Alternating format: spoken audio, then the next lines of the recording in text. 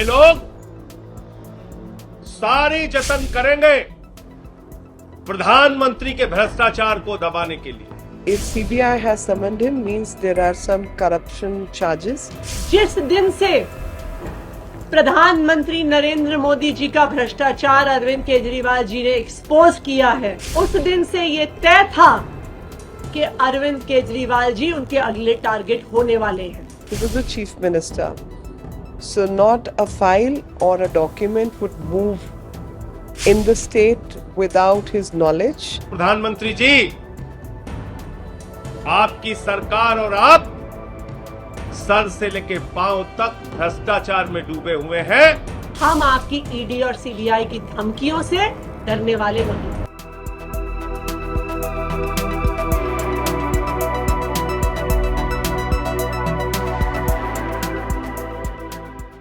If CBI has summoned him, means there are some corruption charges, and as part of investigation, they would have come across some material against him, and they are going to confront him.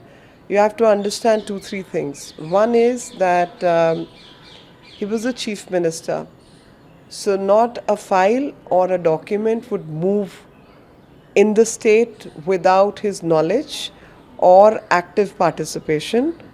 No policy can be made, number one. Number two, there are statements by co-accused like other people, Nair and other people. There are statements which directly implicate Mr. Kejriwal. The third point is that Mr. Nair, who's been found to be involved in these corrupt practices, dealing with the South lobby, etc., is one person who was staying in the residence and official accommodation allocated in the name of Kailash Gehlot, the minister. So Kailash Gehlot never stayed in the official residence. He stayed at his private home, but this residence was given to Nair to operate and do his functions.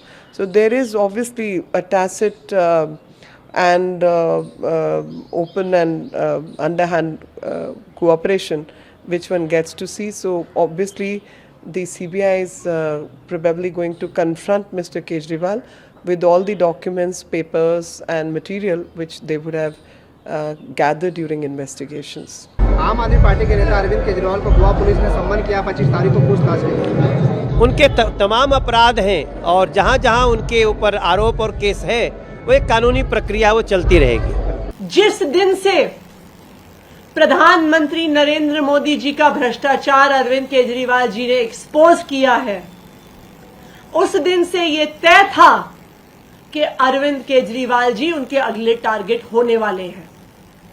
लेकिन मैं आज Bharatiya Janata party को और प्रधानमंत्री नरेंद्र मोदी जी को ये कहना चाहती हूं कि आम आदमी पार्टी, हमारे नेता अरविंद केजरीवाल, हमारे पार्टी का एक एक विधायक, एक एक कार्यकर्ता आपकी धमकियों से डरने वाला नहीं है। आम आदमी पार्टी का जन्म एक भ्रष्टाचार विरोधी आंदोलन से हुआ है। हमारा जन्म ही इस देश के भ्रष्टाचार के खिलाफ लड़ने के लिए हुआ है। आप चाहे हमें सीबीआई का नोटिस दो, आप चाहे हमें ईडी का नोटिस दो, आप चाहे हमें जेल में डाल दो, आप चाहे हमें फांसी पे टांग दो, लेकिन हम देश की जनता के लिए लड़ते रहेंगे।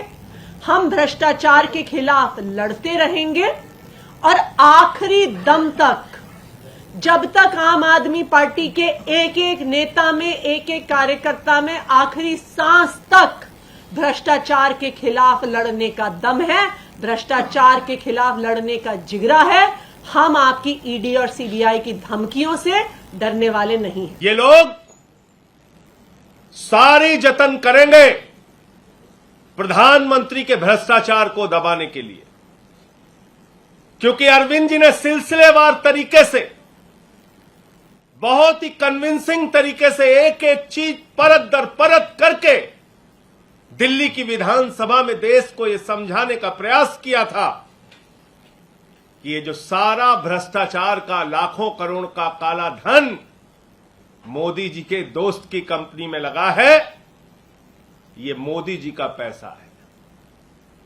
ये मोदी जी के भ्रष्टाचार का पैसा है, लाखों करोड़। और उसी दिन से दिल्ली के मुख्यमंत्री के खिलाफ, अरविंद जी के खिलाफ मोदी जी ने यह साजिश रचना शुरू कर दिया और आज सीबीआई का सम्मन आ गया। केजरीवाल को सीबीआई का सम्मन भेज रहे हैं। मैं आपको बताना चाहता हूं प्रधानमंत्री जी, आपकी सरकार और आप सर से लेकर पांव तक भ्रष्टाचार में डूबे हुए हैं और अरविंद केजरीवाल जी की लड़ाई ये सीबीआई का सम्मन भेजने से रुकेगी नहीं। को अरविंद केजरीवाल को गिरफ्तार करने की, अरविंद केजरीवाल को जेल में डालने की, अरविंद केजरीवाल के खिलाफ ये बड़ी कार्रवाई करने की जो साजिश आपने रची है, इस साजिश से, इस कार्रवाई से, इस अभियान से अरविंद केजरीवाल की आवाज रुकने वाली नहीं है। नोटिस अभी मिली है और 16 तारीख को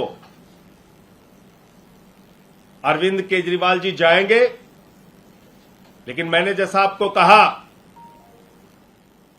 कि भ्रष्टाचार के खिलाफ उनकी लड़ाई, नरेंद्र मोदी जी ने जो महाघोटाला किया है अपने दोस्त की कंपनी में लाखों करोड़ रुपए का काला धन लगा के, उस लड़ाई को कोई अब रोक नहीं पाएगा।